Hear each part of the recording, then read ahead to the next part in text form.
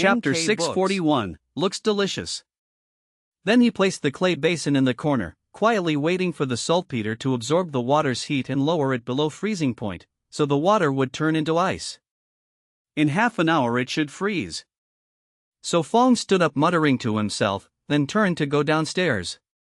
He grabbed his sapper's shovel and went to the small stream, rolled up his sleeves and trousers, and within less than 10 minutes dug up a big lump of clay. "So Fong, good morning." Lu Wai Thursday yawned as she came down from upstairs. "What are you doing?" she asked curiously.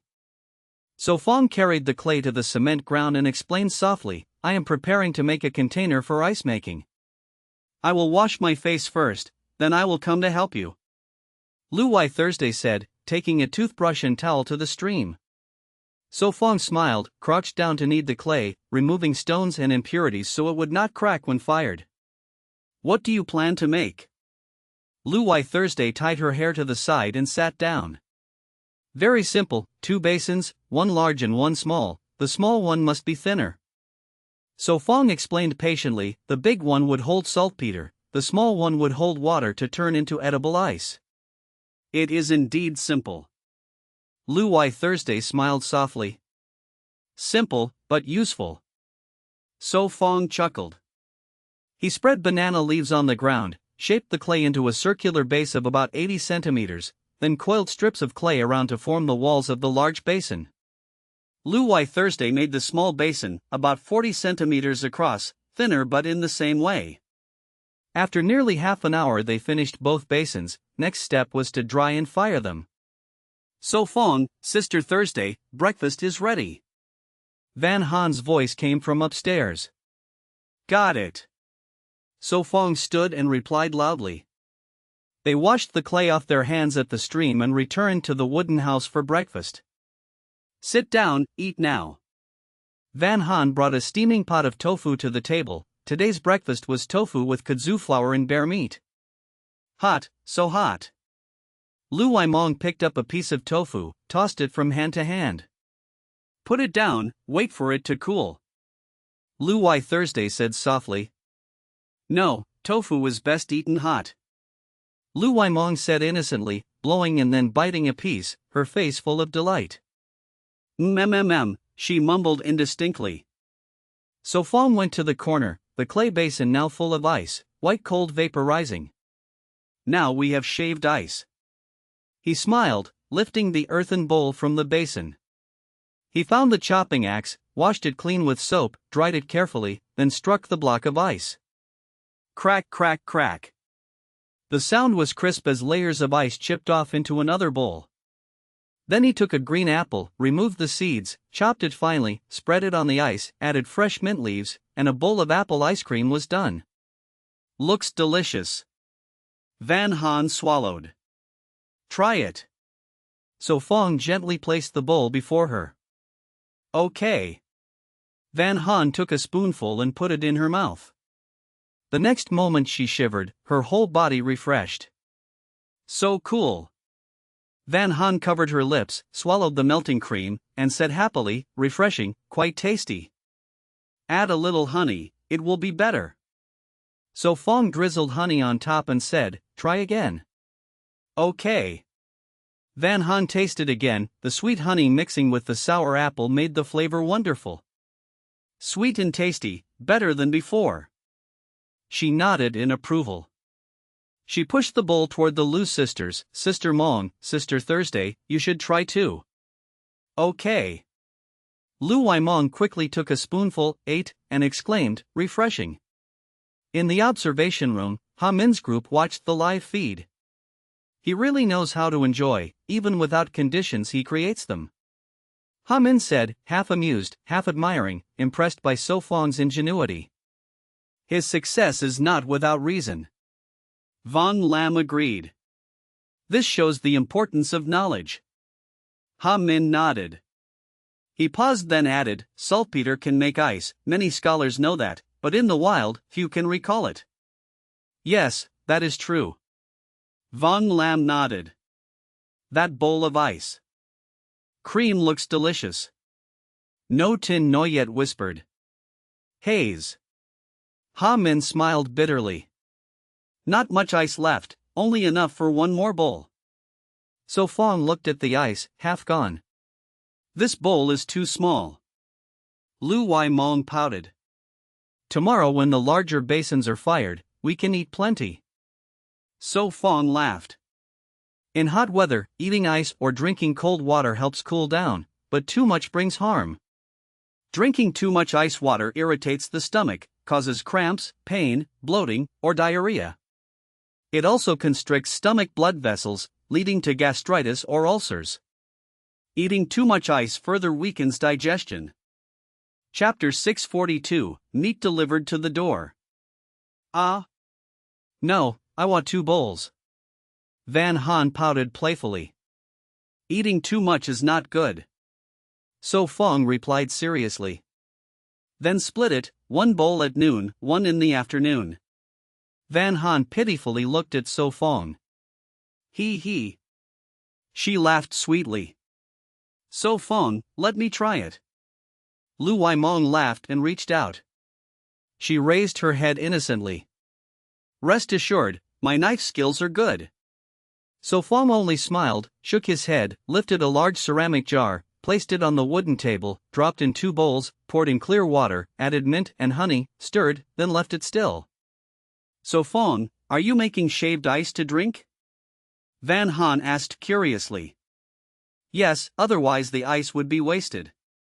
So Fong replied warmly.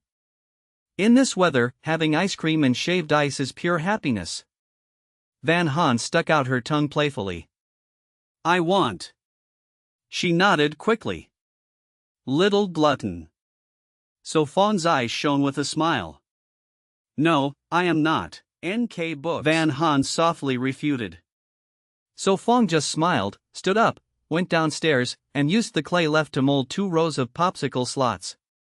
On the other side, after breakfast, the Nan sisters left their hideout to hunt. Let's check the opposite stream, we have not gone there.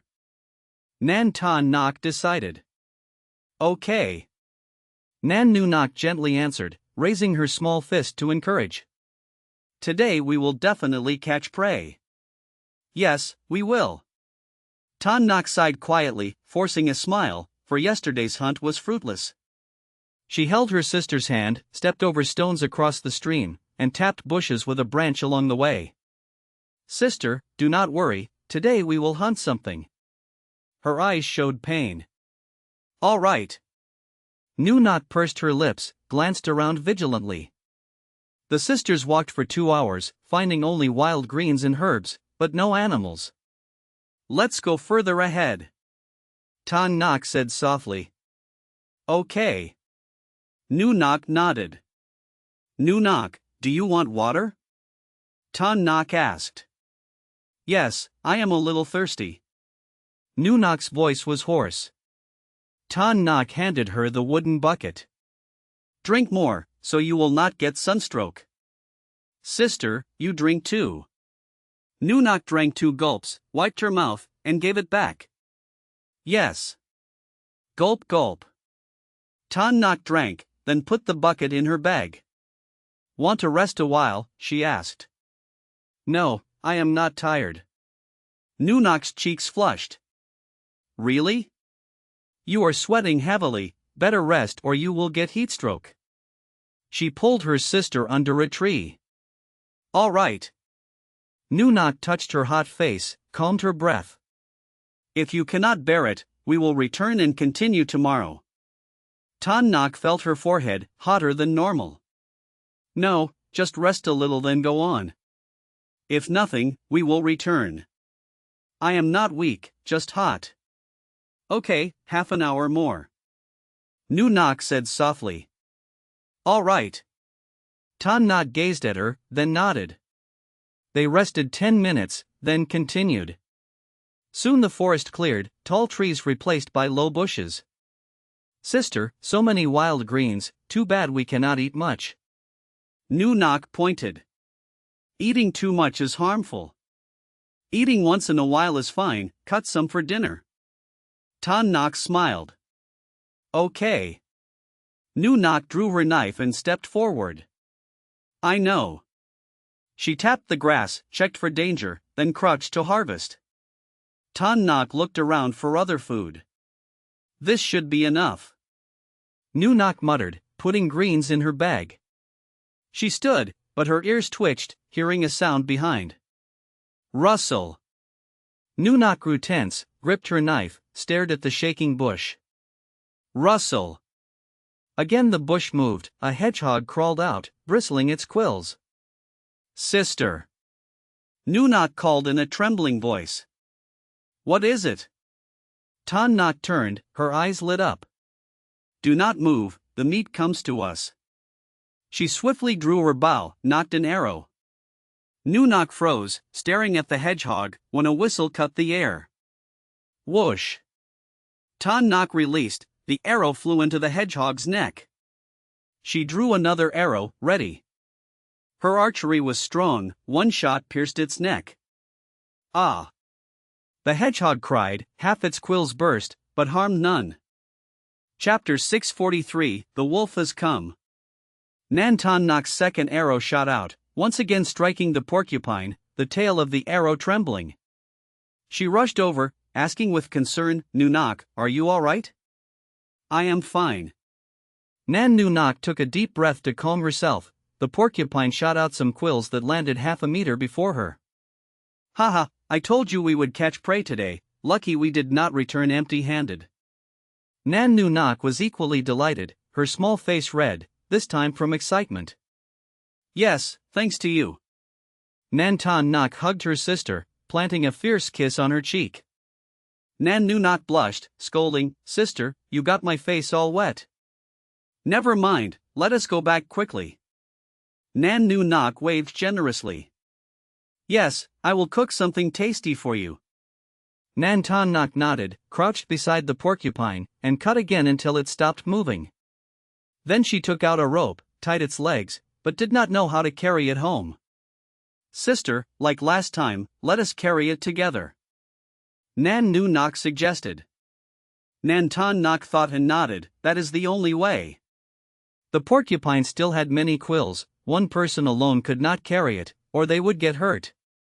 She cut a wooden pole, passed it through its legs, handed one end to her sister, and said, Be careful, there is still plenty of time before dark, no need to hurry. All right, I know. Nu Nok smiled like a flower. Let us go. Ton Nok put the pole on her shoulder, held its leg to prevent slipping toward her sister. The porcupine weighed about 70 or 80 catties, not too heavy, so she agreed to carry it with her. Ha! Nu Nok lifted the pole, walking back along the path. Although carrying the porcupine, their steps felt lighter, the pressure of recent days eased. Sister, can this porcupine feed us half a month? Nu Nok asked. If we save, it will. Ton Nok glanced at it, planning to eat a little each day, add wild vegetables and mushrooms, it could last 10 to 15 days. We still need to hunt more, otherwise eating only this will weaken us, we still have half a year, we cannot endure. Nu Nok said seriously. Yes, you are right. Ton Nok was pleased, her sister's thoughts had matured. She pulled the porcupine up, softly said, Let us rest 2 days, then hunt again. Yes. Time passed, they walked and rested, stopped twice for water, and finally reached the small stream at sunset. Phew, finally here. Nu Nok exhaled, lowered herself, and put down the porcupine. Tired? Sit and rest, I will boil water. Ton Nok quickly lit a fire, took a pot, filled it with water from the stream, and set it to boil. I will pull out these quills, should be fun. Nu Nok sighed, grabbed a wooden board, sat beside the porcupine, and started pulling quills. Be careful not to hurt your hand. Ton Nok reminded without turning. I know, sister, I am not a 3-year-old child, I can take care of myself. Nu Nok pouted. To me, it is no different. Ton Nok smiled. She turned and asked softly, Do you miss father? A little. Nu Nok pursed her lips to hide it.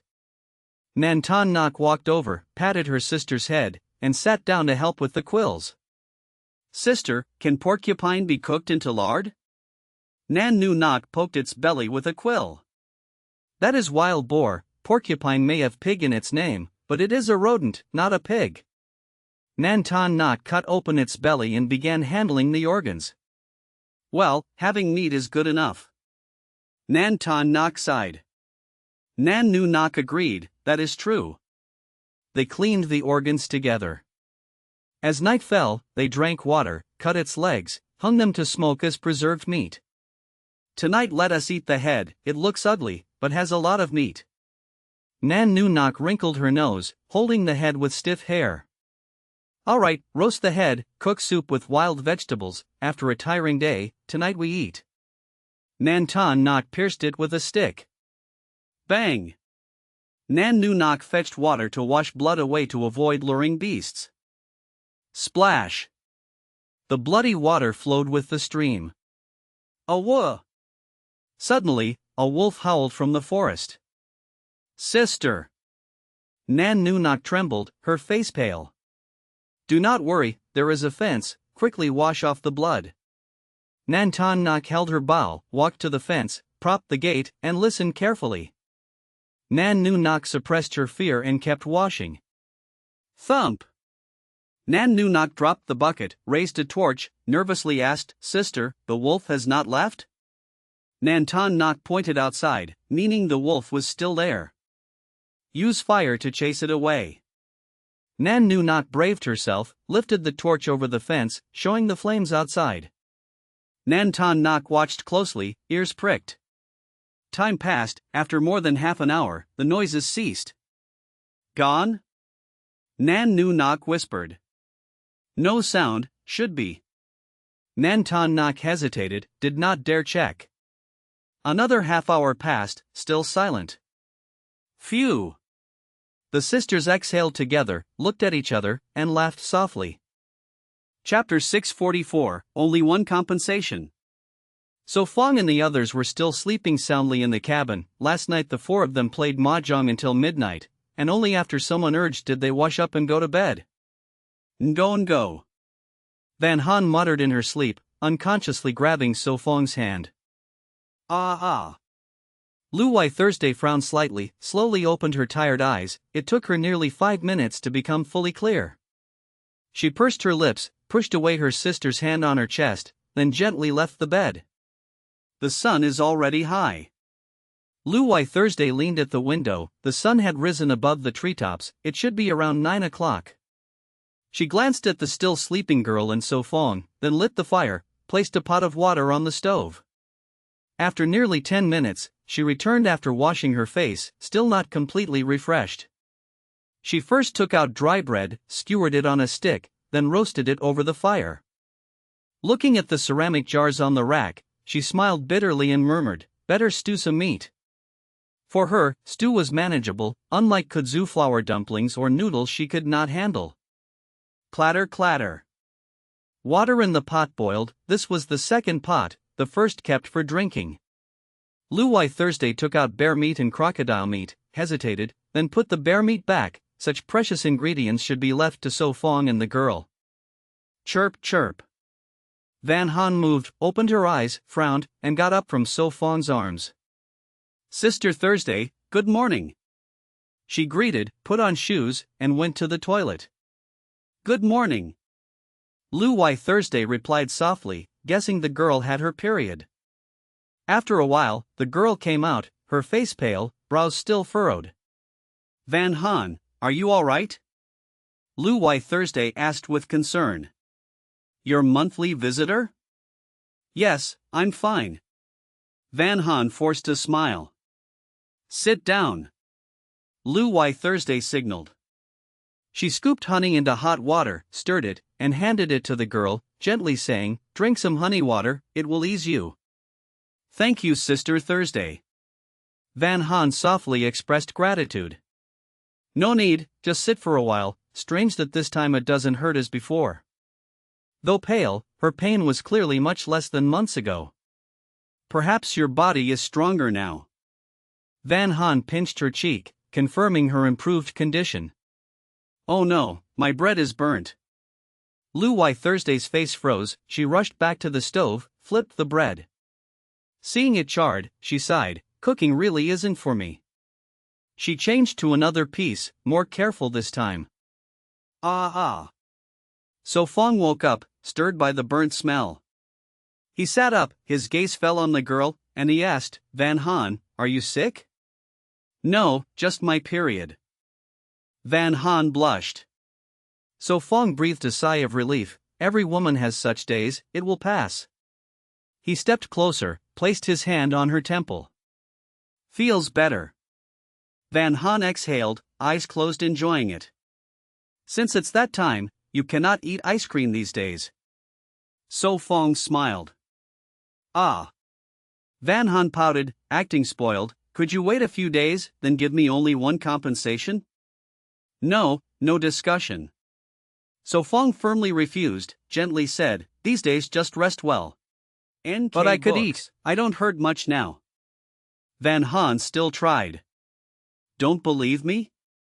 So Fong leaned closer, indeed her face looked better than months ago. He thought, it must be the supplements improving her body. Yes, just a little pain. Van Han's long lashes trembled, she looked at So Fong, her face flushed. Oof. She felt conflicted, pursed lips resentfully. Cough, I'll go brush my teeth. So Fong cleared his throat, quickly grabbed toothbrush and towel, hurried downstairs under her resentful gaze. So Fong, what will we do today? Lu Waimong asked while chewing bread. We should dig more kudzu roots, or in a few days we'll have none. So Fong replied with a smile. Then I'll go with you. Lu Waimong quickly raised her hand. Yes, of course. So Fong nodded, her help would speed things up. Van Han began. All right. Lu Wai Thursday nodded. Great. Van Han smiled brightly. Half an hour later. So Fong and Lu Waimong carried bamboo baskets ready to leave, this time they also took 2 sacks. Be careful on the road. Van Han gently reminded. We will, remember, no ice cream. So Fong also reminded. Okay. Van Han pouted obediently. Help me look after her. So Fong told Lu Wai Thursday. No problem. Lu Wai Thursday raised an okay gesture. I'm going, we'll be back before dark. So Fong waved and left. Back before dark. Lu Waimong imitated his tone, also waved, then chased after him. Chapter 645, Deep Affection. It is so hot. Lu Waimong wiped the sweat on her forehead, pouting as she called out. So Fong, slow down a bit. So Fong stopped, turned back and asked. Do you want to rest for a while? No need, I just feel hot, not tired. Lu Waimong waved her hand in reply. Clop clop. She opened the bamboo tube, raised her head to drink a few sips, then handed it to So Fong. You should drink too, to lighten the load. I really want to eat ice. Lu Waimong looked pitifully at So Fong. He closed the bamboo tube, put it into the basket, and laughed. Then walk faster, once we finish digging the cassava roots and return, there should be ice for you. My sister might not know how to make ice. Lu Waimong muttered. In this heat, if it were you, could you make it? So Fong smiled faintly. Of course I could. Lu Waimong answered without hesitation. Then let us go, we are almost there. So Fong laughed, turning to walk ahead. All right. Lu Waimong reluctantly lifted her spirits, held onto his sleeve, and followed. Let us rest a bit, regain strength. So Fong set down the basket and exhaled. Ouch. Lu Waimong sat down heavily, stretched her legs, and knocked her knee once. They rested for more than 10 minutes, drank water, then worked again. Lu Waimong cleared away the vines, while So Fong dug cassava roots, their rolls clear. Huff. Lu Waimong wiped her sweat, swung her knife to cut the last vine, leaving the area bare. She asked. So Fong, I do not know if there are more vines around, should I go check? Alright, but do not go far, be careful. So Fong warned. Okay. Lu Waimong turned into the forest, tapping grass with her stick to scare away snakes and hidden dangers. She found no more vines, but collected a large bundle of perilla and prepared to bring it back. Looking deeper into the forest, she gave up the thought of going alone and returned to find So Fong. How was it? Did you find anything? So Fong was about to explore but felt relieved when she came back. Lu Waimong shrugged, speaking lightly. No vines, but I found a lot of perilla. Good. So Fong nodded, digging again. Lu Waimong squatted to clean dirt from the roots, then packed them neatly, chopping long ones in half. Over an hour later, So Fong had dug them all, filling the baskets and sack. Huff. Let me do it, you cannot pull it. So Fong said gently. Who says, I am strong? Lu Waimong protested, trying to lift the sack, but after a few seconds she had to let go. Still want to carry it? So Fong teased. Cough, since you pity me, then I will leave it to you. She coughed, hiding her embarrassment. Let us go. So Fong smiled, carrying the basket, using the stick to balance the sack, walking steadily ahead. Lu Waimong raised her fist, then quickly followed. Elsewhere, Van Han lay bored on a lounge chair, glancing toward the courtyard, where Lu Wai Thursday had just taken pottery from the kiln. Not bad. Lu Wai Thursday muttered, carrying 2 pots to the stream, filling them with water to test. After waiting with no leaks, she cleaned them with straw and ash, also washing the ice trough.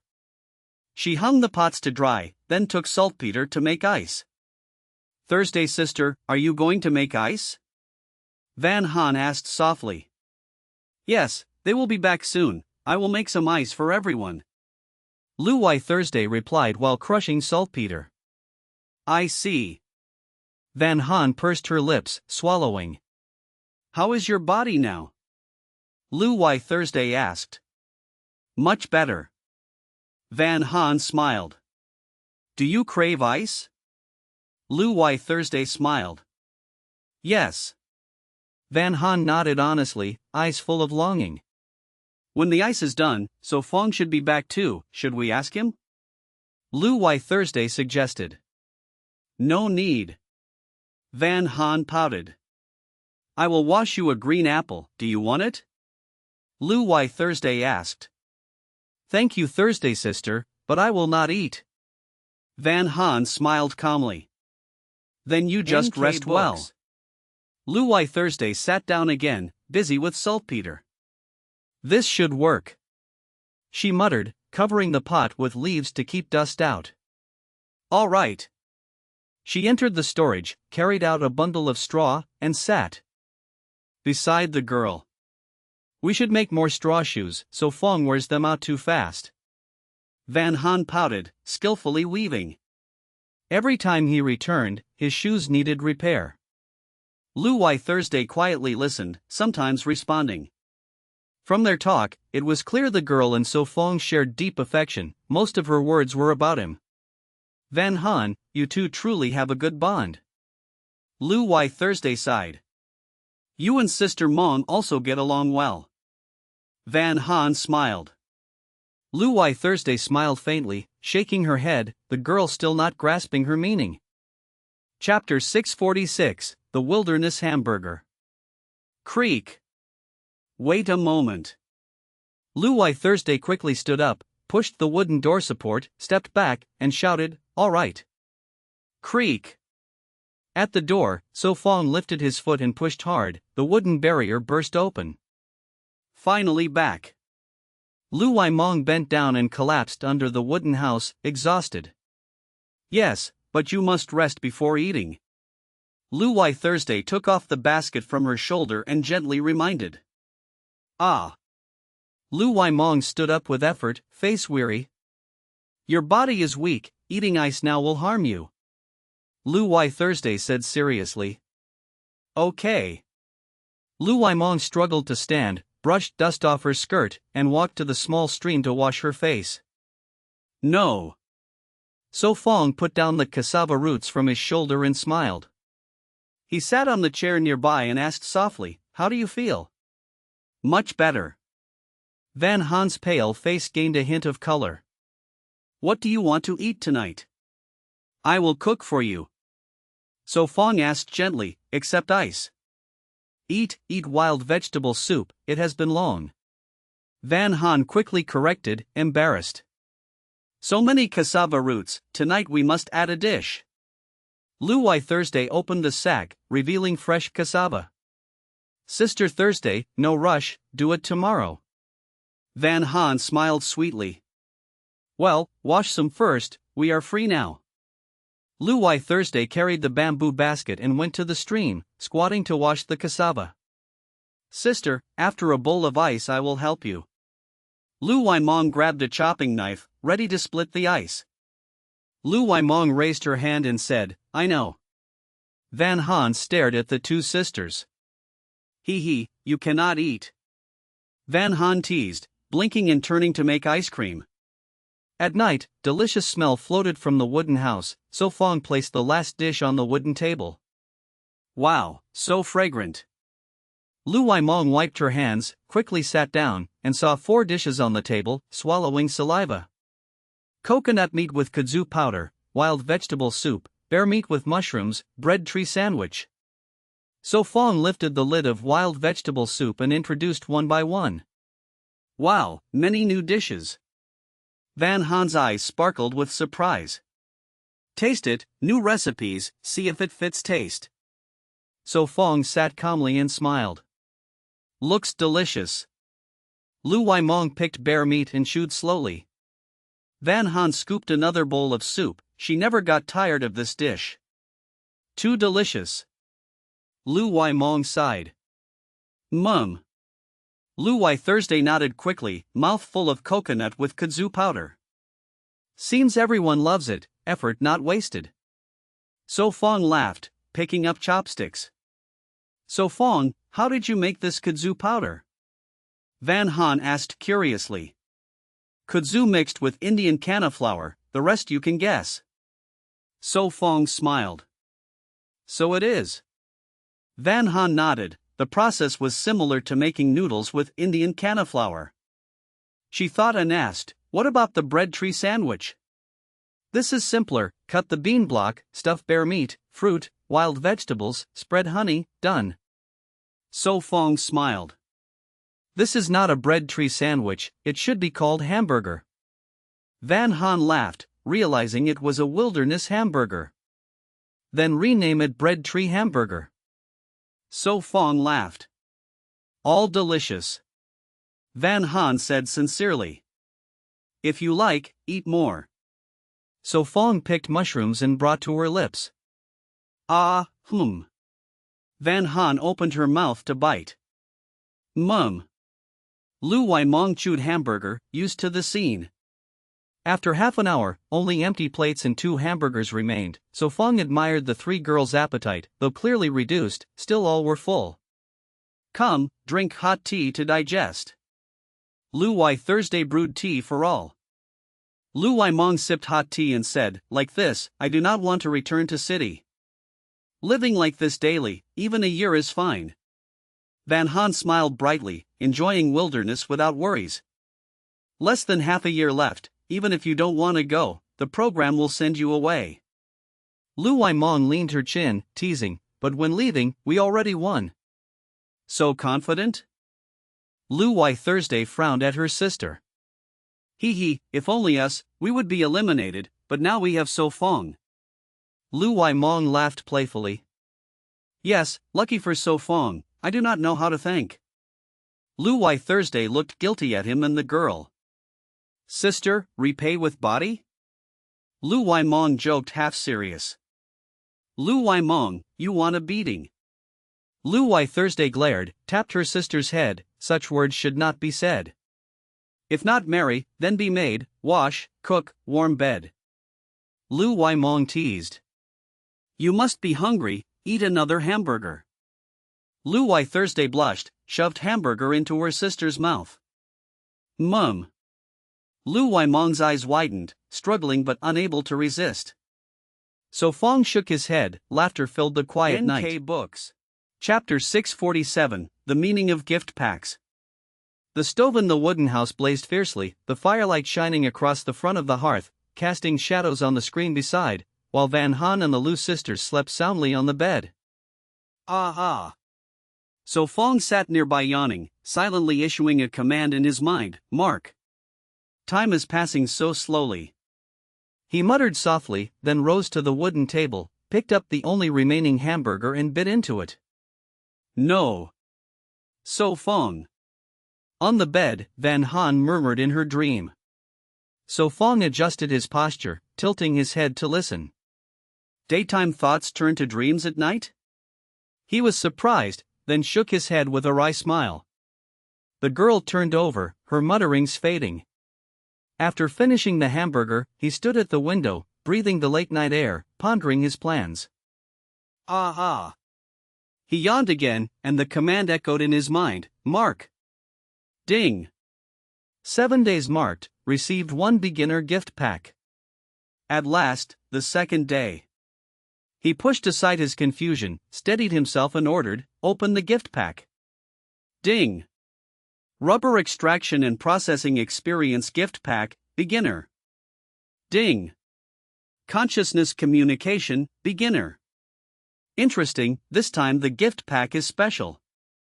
3 chimes rang, their names alone made his spirit rise. He stood up, took toothbrush and towel downstairs, brush first, then study carefully. About 10 minutes later, he returned to the cabin, put away his wash things, pulled the screen to block the camera on the shelf, removed his shoes and climbed onto the bed. The girl seemed to sense him, immediately turned and clung to him like an octopus, her head rubbing as she found a comfortable spot to keep sleeping. "This feeling is not bad," he whispered with a smile, then opened the gift pack in his mind, opened the Rubber Extraction and Processing Pack. Ding. Rubber Extraction and Processing Knowledge Transmitted. TSS. He inhaled sharply, clenched his teeth against the sharp pain, his head throbbing.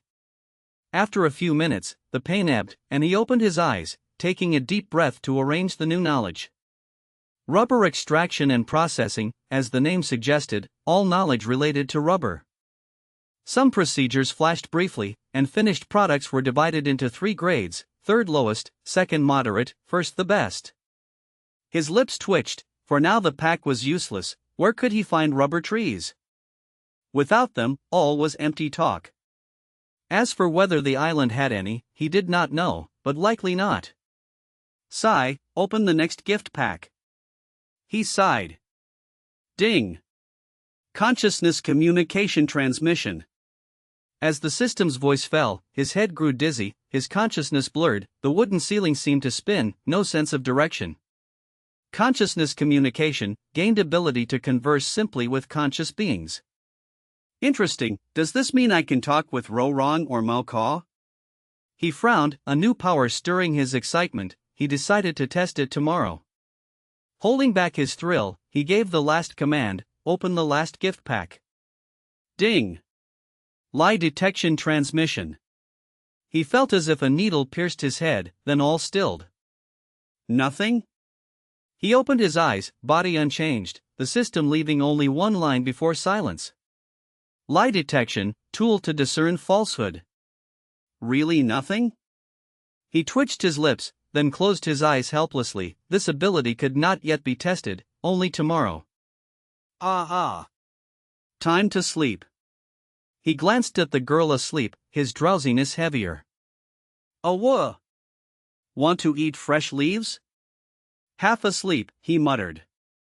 In the early morning, Mao Caw hurried down from the beam, trotting into the bathroom. Put! Chirp chirp! Van Han opened her eyes, scratched at her mouth, yawned and sat up slowly.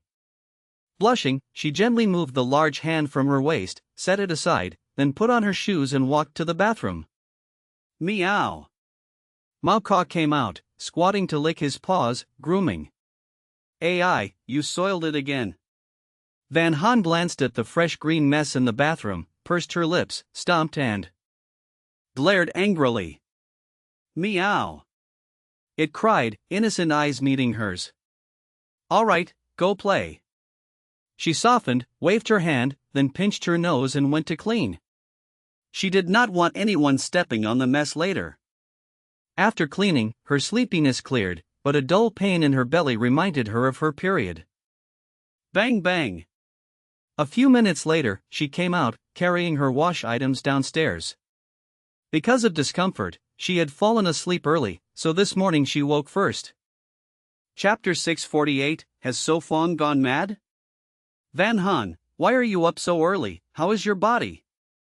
Lu Waimong had just put on shoes and went to the young girl. Compared to yesterday, I feel much better. Van Han smiled gently. Aside from her pale face, her spirit and posture looked fine. Hearing that, Lu Waimong pulled her away from the stove, made her sit at the wooden table.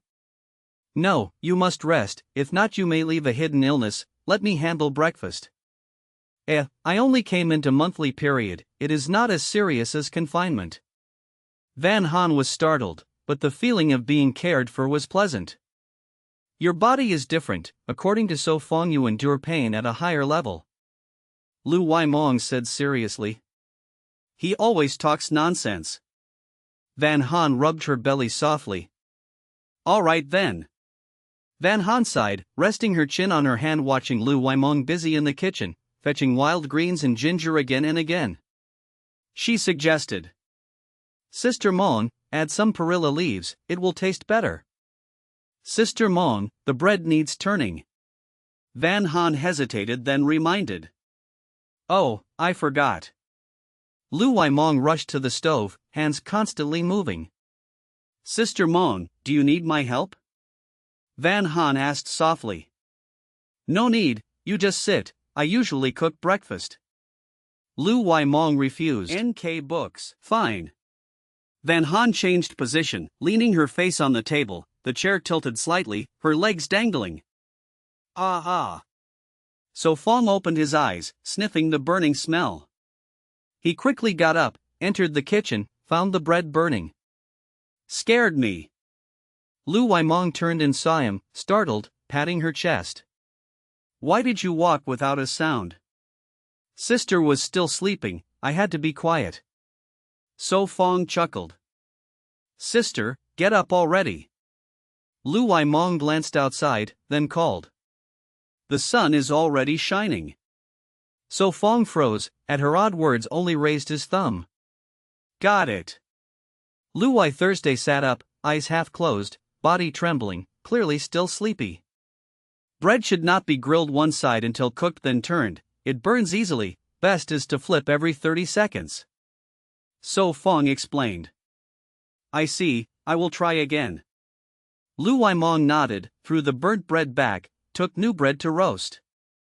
So Fong held the beam, pulled his body up and down, shaking off fatigue, also like morning training. You did not sleep much, why up so early? He asked gently. Yes, if sleepy I will nap at noon. So Fong smiled, took washing things downstairs. Today breakfast is my worst failure. Lu Waimong said embarrassed. On the wooden table, bread was burnt yellow, even with So Fong's teaching. Not at all, it looks fine. Van Han smiled sweetly. Yes, I only performed poorly for a moment. Lu Waimong joked. Give you some sunshine and you shine too brightly. Lu Wai Thursday sneered. Lu Wai Thursday narrowed eyes. Careful or I will bite your tongue. No, I was wrong. Lu Waimong covered her mouth, pretending fear. Ha. So Fong laughed loudly, the girl frightened so fast made him laugh more. Clearly, can you understand me? He tapped the cage. Kek. Clearly stared alertly, hid in the corner, remembering he caught it, too dangerous. You cannot understand? So Fong frowned, recalling hearing Mao call last night. Clearly, do you want to fly out? He asked again, thinking the words in his mind. Kek, what trick does this human have? Clearly cried. I mean no harm, do not think bad of me. So Fong's eyes lit, hearing the cry he understood its meaning. Kek kek. Clearly's pupils shrank, unbelievable. In the room, people commented like rain. Is So Fong mad, mumbling with a dumb bird? Look, he is chatting with it. Does he suffer delusion? Maybe he really can talk with it. Clearly, do you understand me? So Fong tried to mimic the bird's cry, thinking while calling.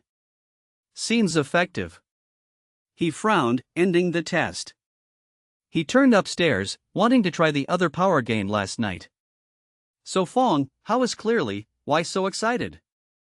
Van Han asked curiously. Nothing, maybe in heat. So Fong lied calmly. Chapter 649, Tricking a Foolish Hawk. Ha ha ha. So Fong laughed openly, only after a long while did he stop. Van Han. He hesitantly called the girl's name, but did not know how to continue. HM? What is it? Van Han looked at him doubtfully. Cough, well, do you think I am handsome? So Fong touched his nose, struggling to find a topic to test his new ability. Handsome, extremely handsome, in my eyes you are the most handsome in the universe. Van Han answered sweetly without hesitation. So Fong froze again, body stiff. The girl was clearly sincere, praise like that he felt both pleased and regretful. So Fong? What is going on today? You seem a bit strange. Van Han touched his forehead, checking his temperature. It is nothing. He smiled and shook his head. He thought for a moment then asked. Van Han, do you want to eat ice? No. Van Han pouted and turned away, but her throat moved, she could not help asking. Will you give me some? Well, not now, after your time of the month.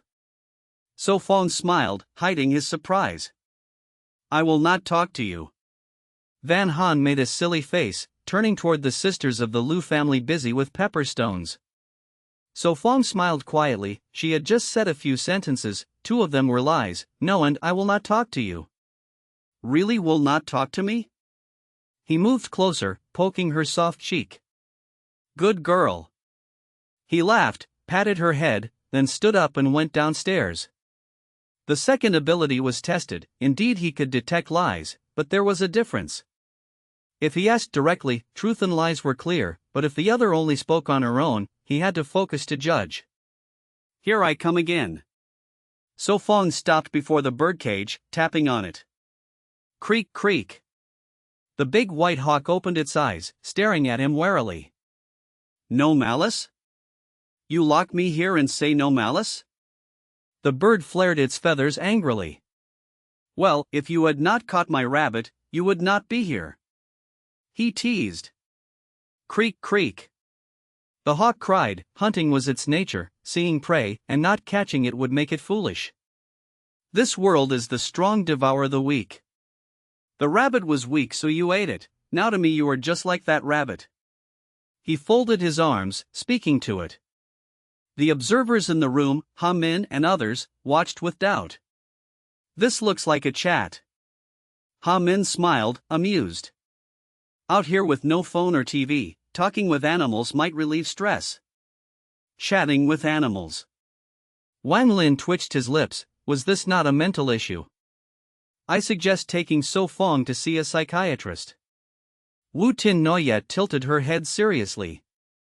Well, maybe he is just unusual, not mentally ill. Ha Min forced a smile. NK Books. Would a normal person persuade a foolish hawk to listen and help hunt? Wu Tin Noyet restrained an eye roll, pointing at the screen. On the screen, So Fong sat before the cage, earnestly persuading. A normal person would not. Ha Min was also surprised. What was he doing? Was he really unstable? Fine then, I strongly suggest sending him to a doctor. Wu Tin Noyet said sternly. She pressed her lips, silent, but it was true. What did you say? Unwilling? So Fong patted the bird's head. He reached inside, one hand gripping its claw, the other hand teaching. Creak creak. The hawk flared feathers, protesting. Protest invalid. Here you have food and drink, no need to work hard to hunt. Working for me is not bad. He persuaded patiently. The hawk tilted its head, hesitating. Seeing hope, he used a bit of force and asked, "Which tastes better, rabbit meat or bear meat?" "Creak, creak," it cried, unable to deny bear meat was better. "Right, work for me, I will give you bear meat." He stroked its golden beak. Creak, creak. It looked doubtful, weighing his words. Creak, creak. It flapped wings, then nodded. So Fawn was surprised. Its intelligence seemed higher than other animals, far above Maucaw, who only ate and slept. He cleared his throat, asking, "So what is the decision?" Creak, creak. It tilted its head, meaning 2 meals of meat a day and no confinement. Deal. So Fawn grinned, eyes flashing slyly, successful in persuasion. He released it, then reached out his hand. Creak, creak.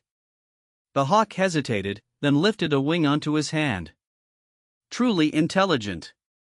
He admired, even loyal dogs needed long training to understand such gestures. He turned and left the cage, this time not closing it, but standing aside. Creak, creak. Whoosh. The hawk flapped its wings, suddenly soaring up, circling above the camp, soon disappearing from sight. Chapter 650. Does So Fawn speak bird language? He waited quietly, under the clear sky without a cloud, and in his sight there was nothing else. So Fawn, what are you doing? Van Han walked down from the upper floor, her eyes doubtful. She said, "Just now I clearly heard the cry, are you bullying it?" "I did not bully it." So Fawn withdrew his gaze from the sky, smiling bitterly. "Then why did it, ah?" Van Han was stunned, surprised. "So Fawn, where is it?" "It flew away, I released it." Van Han frowned, puzzled. "Yes, I am making a bet, I bet it will come back on its own." So Fawn took a deep breath and said, "So Fawn, did something upset you?" Van Han frowned suspiciously. "No, I am very clear-headed." So Fawn laughed helplessly, pinching her cheek. "Yes, truly clear-headed." Van Han scolded softly, rubbing her sore face. "Kek kek." Suddenly a cry came from above, a black shadow fell onto the roof, the bird tilted its head, grooming feathers. "See, it is back." So Fawn's eyes lit up, he exhaled in relief, this time it was a success. It really came back. Van Han was shocked, tilting her head. "How did you do it?" "Very simple, I chatted and lured it with meat." So Fawn answered lightly. Van Han glared at him, speechless. "So Fawn, do you take me for a 3-year-old child? What just fell on the roof?" The Lu sisters stepped out from the wooden house, coming down the stairs and looking up. "Ah, why is it there?" Lu Waimeng asked curiously. So Fawn let it out, he said it would return. Unexpectedly it really did. Van Han explained. "So that is it. So Fawn, do you speak bird language?" Lu Waimeng's eyes sparkled with excitement. "Cough, no." So Fawn coughed twice. "Bird language no, but communication by mind yes." "How can that be done?" Lu Wai Thursday looked at the small bird on the roof, full of confusion. "Very simple, tempt with delicious food." So Fawn clapped his hands. His mouth twitched, he said angrily, "Tonight half the meat is gone." "Kek kek." "Good, I was joking." So Fawn laughed, cutting food was still not good, forcing it away left no remedy. "So obedient, so amazing." Van Han still did not believe, she reached to stroke the bird's head. "Kek kek." The bird resisted a little then gave in, it still felt goodwill towards the girl, most of the time she was the one feeding it. "Let me touch too." Lu Waimeng came over, hand on the bird's neck. "Your cry is not mighty, maybe change how you call?" So Fawn propped his chin, suggested. "Kek kek." The bird half closed its eyes, looking at him as if he was stupid. So Fawn pressed his lips, decided not to argue with a bird. He turned upstairs, intending to try mind link with Maucaw. Cack. He pushed the door, quickly found Mao Caw by the pillar. Since living in the cabin, Mao Caw only ate, drank, and slept. Its body grew fatter. Wake up, sleep more and you will be a pig. So Fong laughed, flicking its tail. Ngao. Mao Caw yawned, glanced at him, swept its tail on his face and slept again. So Fong wiped his face, looked at his hairy hand, angrily. Wake up, can you understand me? Ngao? Fine, I give up. He lowered his hand, not disturbing it. Then he turned to the rabbit and the fawn. From under the cabin he looked at them playing with Van Han and the sisters. Then he went into the storehouse, squatted before the rabbit cage to try again. The result was the same, whether rabbit, pheasant, or fawn, they only came closer to eat, without responding to his mind link. It seems not all animals can connect by mind. So Fong finally concluded. The bird surrounded by 3 girls felt uneasy, finally flapped back to the roof, not willing to return to the cage. So Fong, what do you want to do today? Lu Weimeng took her eyes off the bird, turned to him. Do you want to go out? Now I recall, the cassava roots are not yet processed. Lu Weimeng clapped, nodding. The group was busy. Van Han was forced to rest on the chair, though unwilling, she could not resist. The sisters handled the cassava, so Fong worked the grinder, his speed not slow. Heck hi-yo. Van Han sat up, said, so many roots, it should fill a cauldron of kudzu starch, right? At most 3/4 full, not more. So Fong spoke softly. That is fine, we can eat for long, hopefully it works. Lu Weimeng lowered her head, looking at the flat ground, feeling confidence.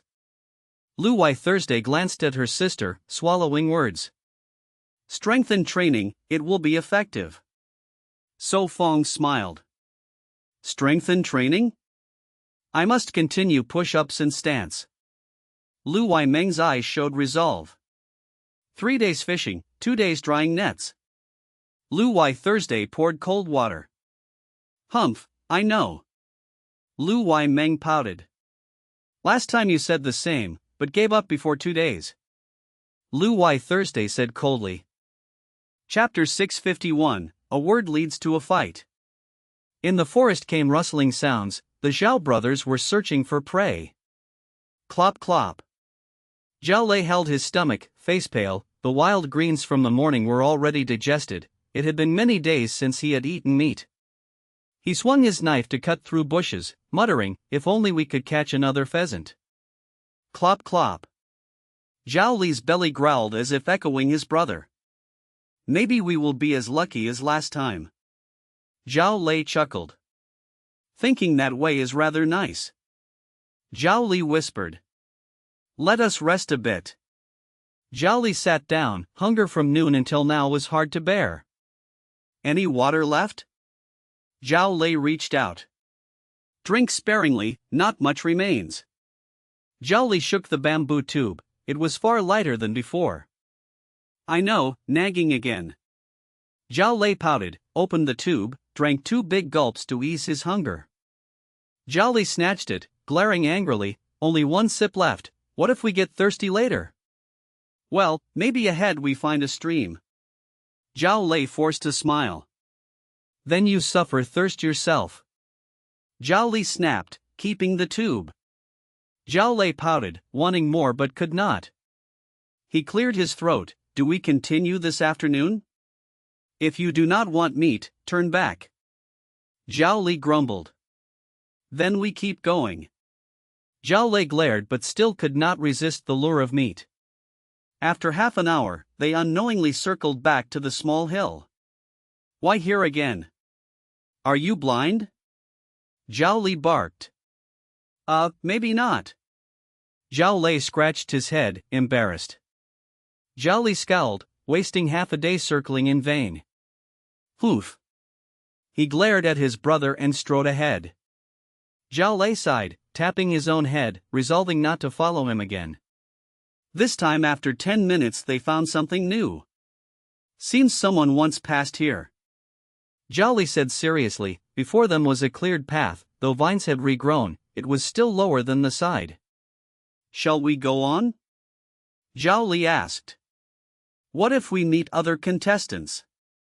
Zhao Lei frowned. Then used the method of Chen Jishi. Zhao Li smirked. What? Zhao Lei blinked. Zhao Li glanced at the drone, lowered his voice. We too can seek allies, then exploit them. Is that reliable? Zhao Lei doubted. Of course, if Chen Jishi did it, why not us? Zhao Li was confident. But what do we offer? Seems we have nothing. Zhao Lei pouted. We will, say a prey we caught, with meat it is easier. Zhao Li said, sure of his survival skills. Zhao Lei knocked his brother's head. Are you starving, stupid? If we had meat, why share? We barely have enough. True. Zhao Li admitted, still irritated. You hit me? He glared and swung. At once the brothers fought. In the viewing hall, comments flooded. These two are wild, how are they alive? Such a bizarre pair, surely eliminated soon. So stupid, hungry yet wasting strength fighting. If you want allies and to stay in the game, stop. Zhao Lei shouted, punching his brother's head. Do not threaten me. Zhao Li hissed, punching his chest. They tangled, crushing weeds and vines. After some minutes they collapsed, panting, and stopped. Damn, you hit hard. Zhao Li growled. As if you hit lightly? Zhao Lei pouted, body sore but no serious wounds, neither went for the kill. What now? Zhao Li gasped. Of course, we head back, night is coming. Zhao Lei rose, offering a hand. Damn, always like this. Zhao Li muttered, grasping his brother's hand to stand. Always after fighting, they still helped each other. Let us go, next time prepare better. Zhao Li cracked his neck, feeling better. Mm. Zhao Lei nodded, glanced at his brother's bruised face, suppressed a laugh to avoid another fight. Any water left? Zhao Lei coughed. None. Zhao Li replied curtly, gulping the last drops. Zhao Lei felt like fighting again. Chapter 652, Deadly New Dish. So Fong carried bear meat, pushed the door and went downstairs. Cree cree. He looked up at the sky, then mimicked the cry of a bald sea eagle. Soon, a dark shadow swooped down, wings flapping loudly, then landed before him. Here is your breakfast. He placed the bear meat on the ground. Cree cree. The bird tilted its head, suspicion fading, then began to eat. You do keep promises.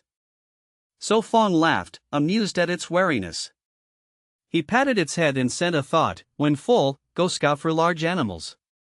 This kingly bird ate even more than a girl, with such appetite the bear and crocodile meat would soon be gone. Cree cree. The bird nodded humanly, flapped its wings and soared, circled once above, then flew west out of sight. Done, hunting will be easier now. So Fong smiled, counting this as the bird's first use. He returned to the cabin, washed up, then walked into the vegetable garden. He came to the improved millet grass, golden and lush, and smiled. These were no longer weeds, but xiaomi. He plucked one ear, rubbed it in his palm and smiled, in 2 days we can harvest, porridge is near. With the nutrient solution, xiaomi grew incredibly fast, less than 2 months from seed to harvest. Van Han waved from the window, so Fong, bring back some taro too. When he carried the taro inside, the Lu sisters were up, busy rolling dumpling skins. You look better today. He asked, has Aunt left? Not yet, but with good rest and food, and no work, of course my face looks good. Van Han said. Still, rest more, drink hot water. He smiled. After nearly an hour, steaming dumplings were served, each had a big plate with dipping sauces. Taro dumplings, looks good. So Fong frowned, the taro smells strong. Hee hee, 4 flavors here. Lu Yimeng giggled proudly. I will try. He ate one, taro with fungus, very tasty. Then another, this time bear meat filling with wild ginger and perilla, flavor balanced. This bear meat dumpling is really good. He gave a thumbs up. Is this oyster filling? He asked at the third type. Yes, how is it? Meng waited. Cough, hard to describe. Zhu also ate one, suppressing gagging. Not tasty? Meng worried. Taste it yourself. Zhu offered half. Meng bit, chewed, then spat it out. Ugh, too awful. She gagged. Here, drink tea. Van Han poured. Glug glug. Meng drank fast, washing away the taste. Really that bad? Van Han shrank back, hesitant. So Fong, why swallow it? Meng blushed. I think it's fine, not unbearable. He smiled faintly. I feared you might be poisoned.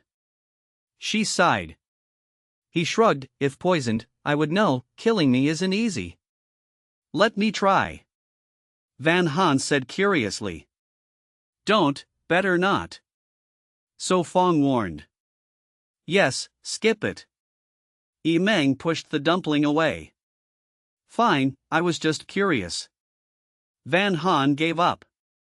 Half an hour later, the strange breakfast ended. We must not create random dishes again. Meng pouted.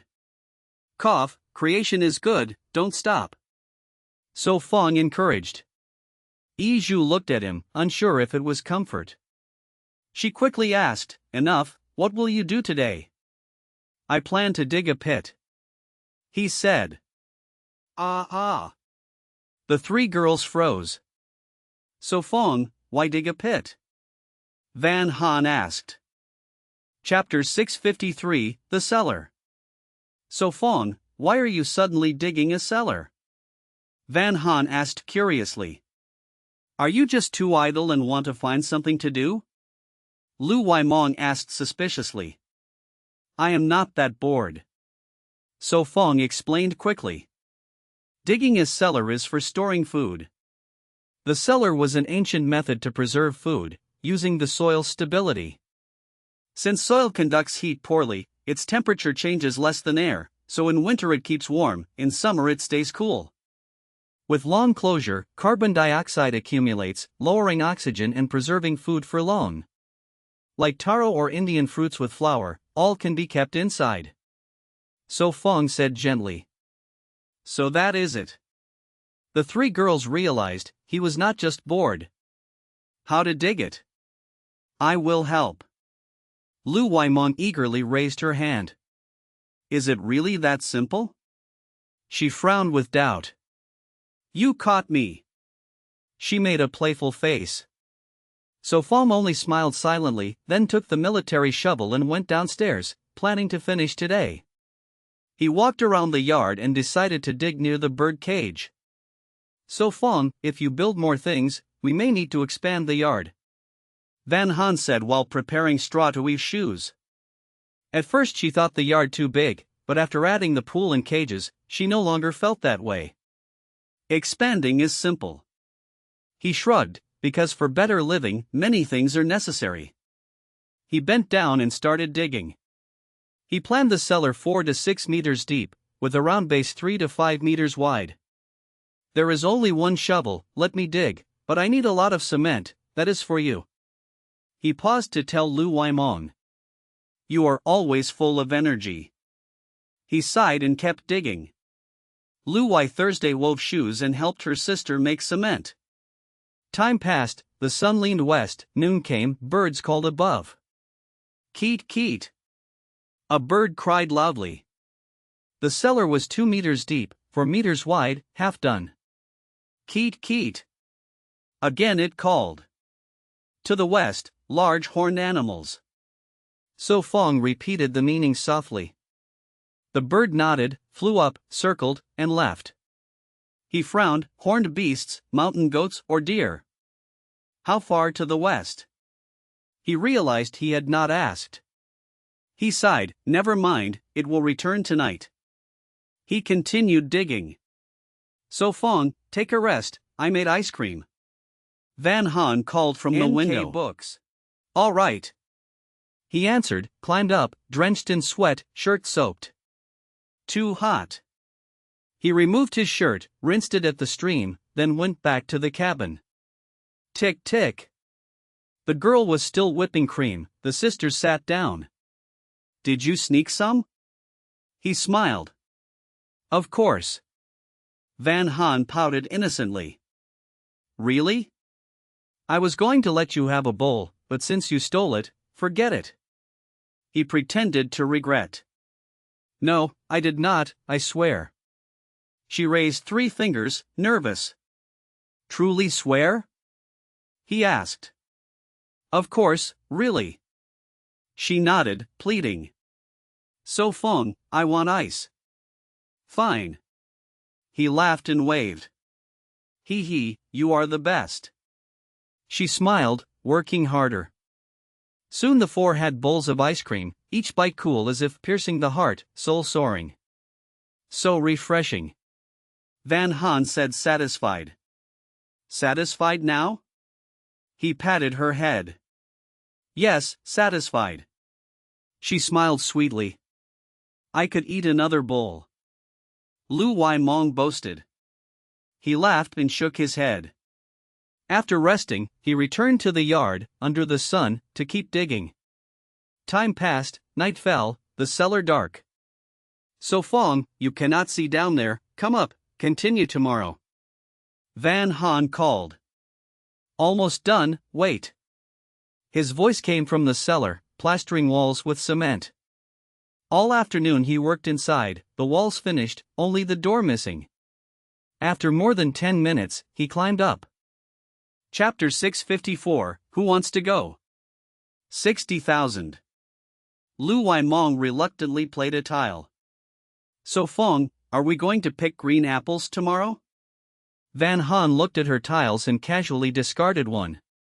Tomorrow we should finish the pit first, then arrange depending on the time. So Fong drew a tile, glanced at the general card in his hand, then lightly pushed over the tiles in front of him and softly said, self-draw. So Fong, you win again. Lu Wai-mong pursed her lips and cried out. Do you still want to play? So Fong asked gently. Play, I must win at least one round. The more suppressed she was, the stronger Lu Wai-mong burst out. She skillfully shuffled and dealt. But in the following round she still could not win, while the young girl won 2 rounds. No more, I am tired. Lu Wai-mong lay on the table, speaking weakly. Then go bathe and rest early. So Fong smiled bitterly. He had already tried to let her win by breaking his tiles, but she still lost every game. Her luck was too poor. I want to soak in the tub and relax myself. Lu Wai-mong stood up, tidied her toiletries, and went downstairs, humming a folk tune. The crocodile meat with the bear meat together could last about 15 days. Van Han said while cleaning up the mahjong. But now it is obvious, only enough for 10 days. 10 days, I know. So Fong nodded, already thoughtful. Before dinner, he asked clearly about the location of the horned animal, though not exact, the distance was roughly known. According to Ro Rong, walking would take more than half a day. So Fong decided to delay hunting, first finish the pit. Early morning, Van Han stretched under the stairs, raised her head toward the sea. Sunlight filtered through the trees, warm and pleasant. Screech screech. Ro Rong circled in the sky then landed on the roof, looking at the girl. Wait for me to wash my face, then I will prepare breakfast for you.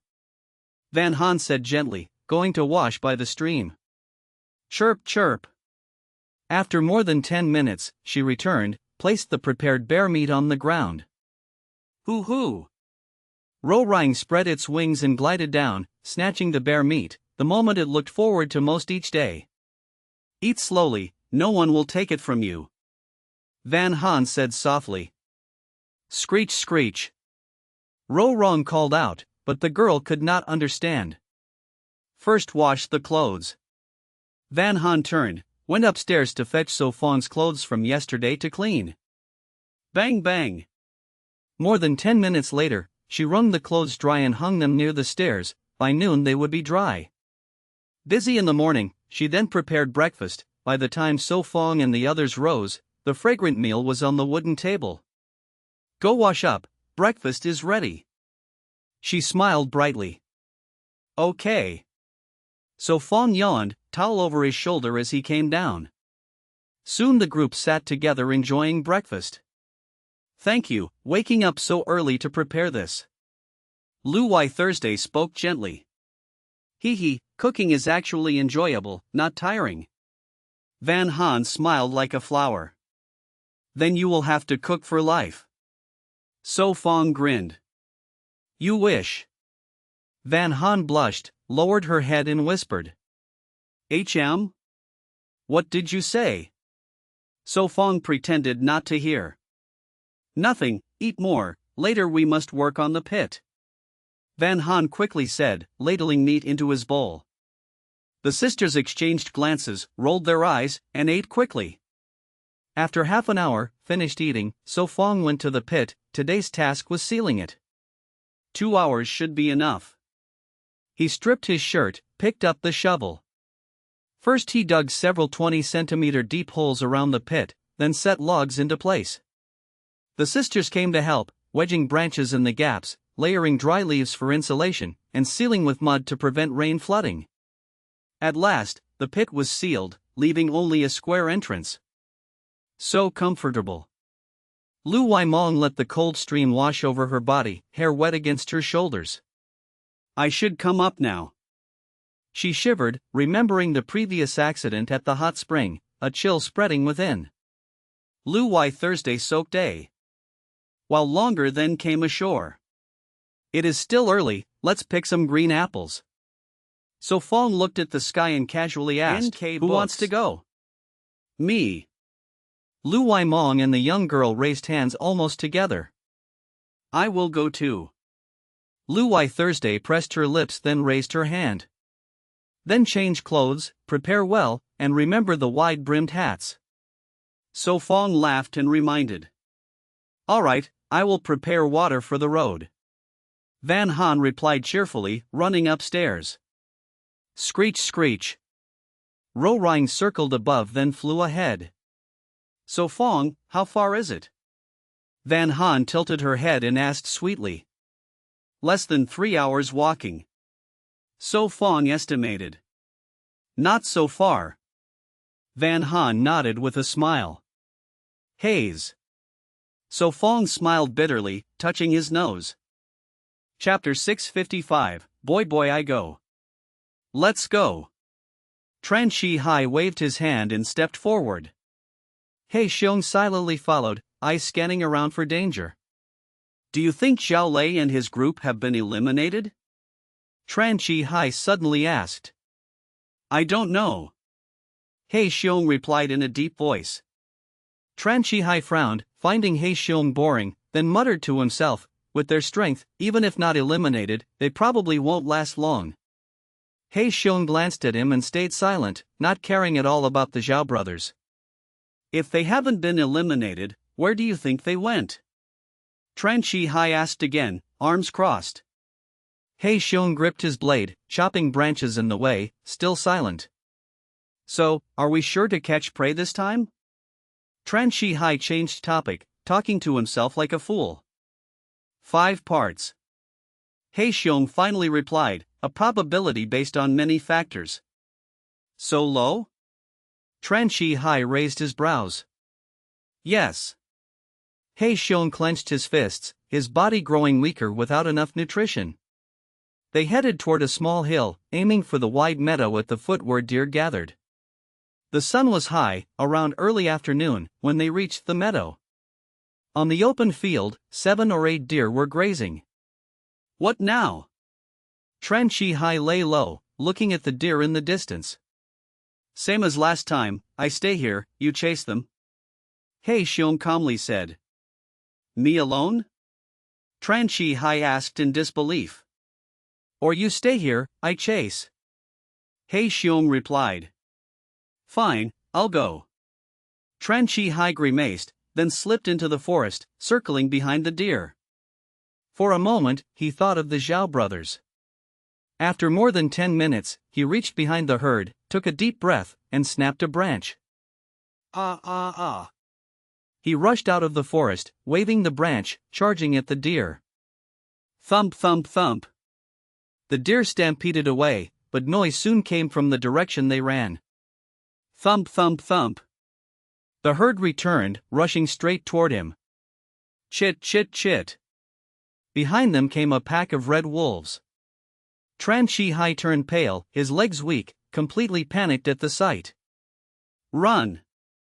He Xiong shouted from afar. The deer brushed past him, and he ran desperately, realizing the terror of the wild. Chit, chit, chit. Luckily, the wolves ignored him, chasing only the deer into the forest. Save me! Tran Shi Hai spotted He Xiong, waving frantically. What? He froze, then slowed down. Don't stand there, leave first. He Xiong rushed forward to support him. This is too dangerous, we must leave. Tran Shi Hai panted, clearly shaken. He Xiong frowned, knowing he was terrified. Think carefully, there are deer here, moving may not be better. He said calmly. No, we must move. If we meet the wolves again, can you protect me? Tran Shi Hai demanded, legs trembling. In the live room, viewers commented noisily. Just a pack of red wolves, why so scared? Shameful for a man. Yes, look at So Feng's team, they face wolves without retreat. He Xiong stayed silent. 1 or 2 wolves were manageable, but 8 or 9 were too many. Any more questions? Tran Shi Hai asked. He Xiong remained silent. Then pack up, tomorrow we move. Tran Shi Hai took a deep breath and turned back, face pale. AI. He Xiong sighed and followed him. Thump, thump, thump. Meanwhile, Van Han wiped her sweaty forehead and asked, So Feng, how much longer must we walk? Tired already, want to rest? So Feng gently asked. No need. Van Han looked at the darkening sky, holding his hand. It's getting late. All right, come on. So Feng removed his pack, crouched, and looked at her. What? Van Han was startled. Get on, I'll carry you. So Feng smiled. No, that's not needed. Van Han shook her head. Come on, time is short. He pulled her onto his back without refusal. Not heavy, don't worry. He chuckled, she weighed less than 100 pounds. Good then. Van Han sweetly smiled. Lu Waimong blinked, looked at her sister and said coquettishly, Sister, I'm tired too, boy I go. Lu Wai Thursday glanced at her, shook her hand lightly. Oh, you're impossible.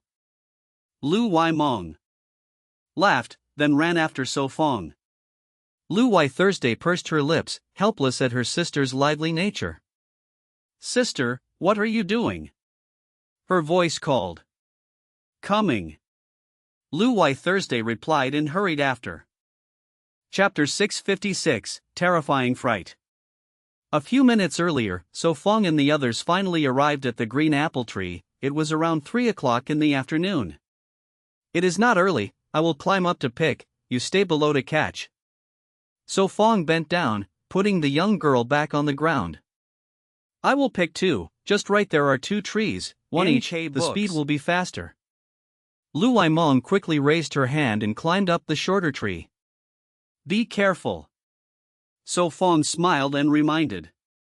Lu Wai Thursday frowned, looking up at her sister carefully climbing. She could not help but warn again, watch your step, do not slip. Okay. Lu Waimong answered softly. So Feng, you also be careful. Van Han took out things from the bamboo basket, standing ready to receive apples. Got it. So Feng replied, standing firm on the branch and plucking the apples. Leave the small ones, pick all the big ones. So Feng instructed. But so many apples, can we finish them? Lu Waimong asked. We can dry them or make jam, they will not go to waste. Van Han explained with a smile. I see. Lu Waimong nodded, picked apples and called down, Sister, catch. Okay. Lu Wai Thursday quickly caught the apples her sister threw. The four worked busily. The trees were not high but bore many fruits. It took half an hour to finish. Heavy indeed. Van Han tried to lift the full basket. Let me, later we will need your strength. So Fong smiled, took the basket and easily carried it on his back. Then let's go back quickly, it is late.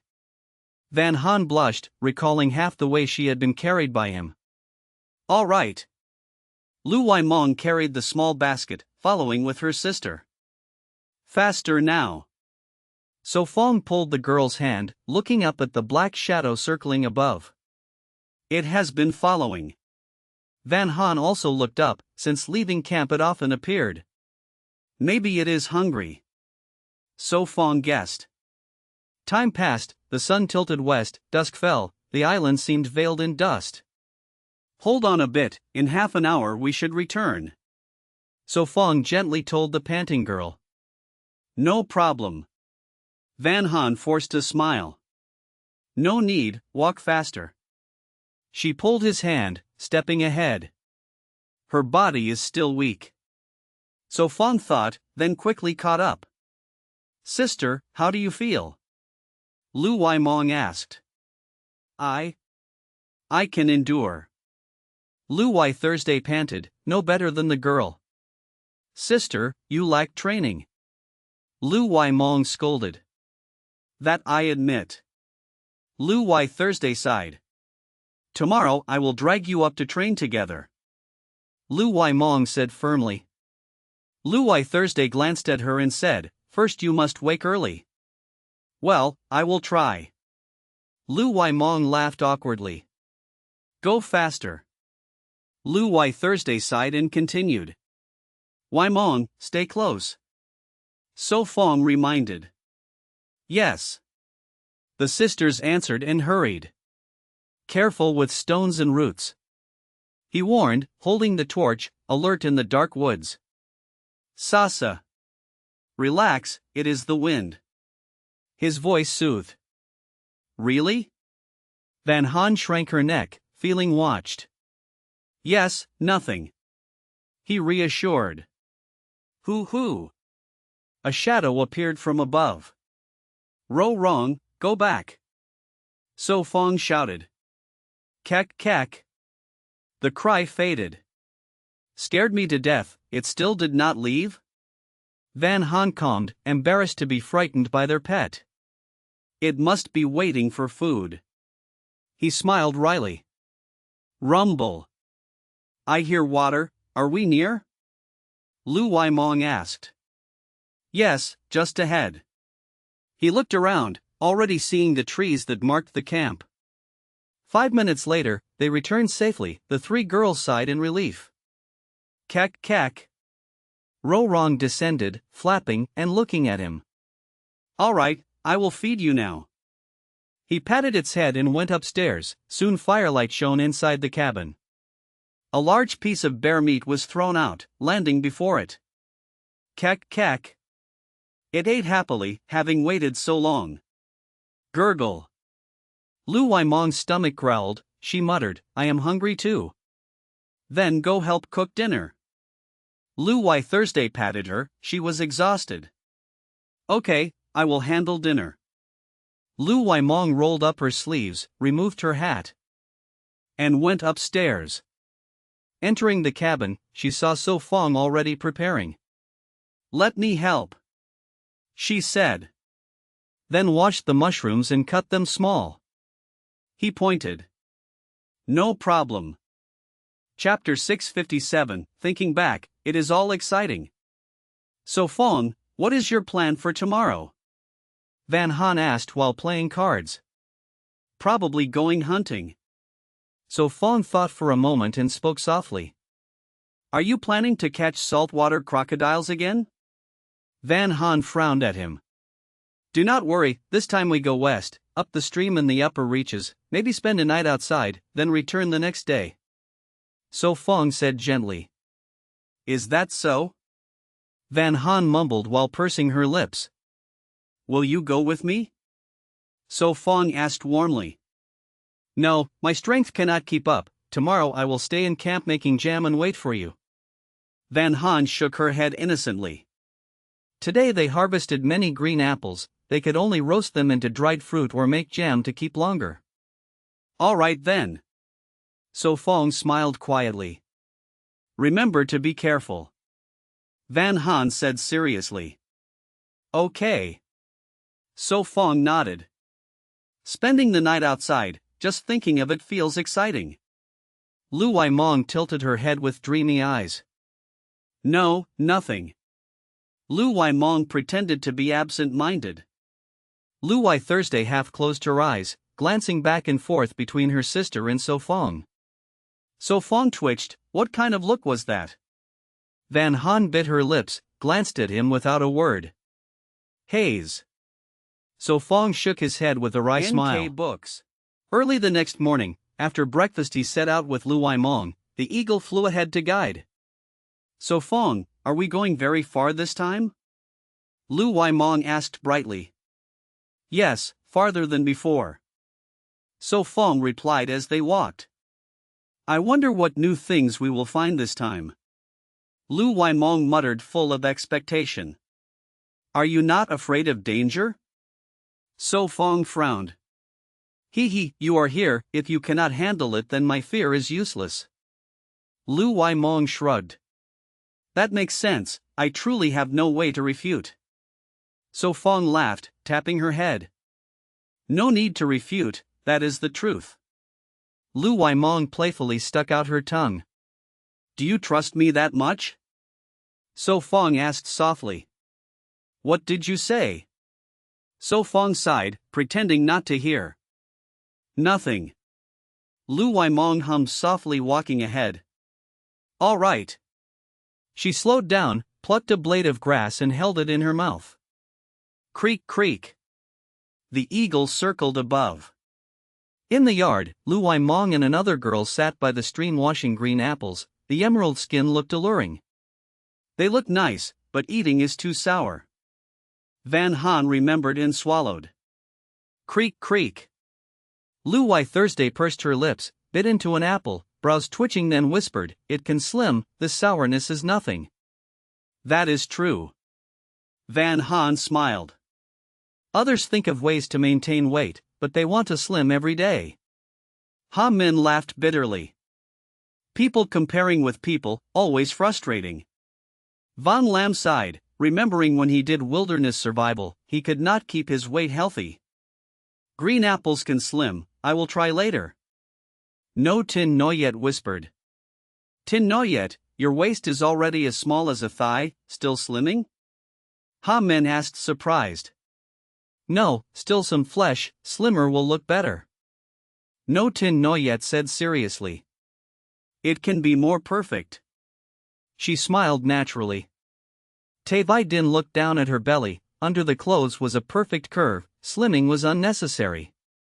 Lu Wai Thursday looked at the basket of apples, asked curiously, Van Han, how to make jam? Very simple, I will teach you, first dry them a bit. Van Han said gently. She spread cloth on the ground, poured washed apples, let the sun dry them. After half an hour, with strong sunlight, apples quickly dried. The two girls carried them back to the wooden house.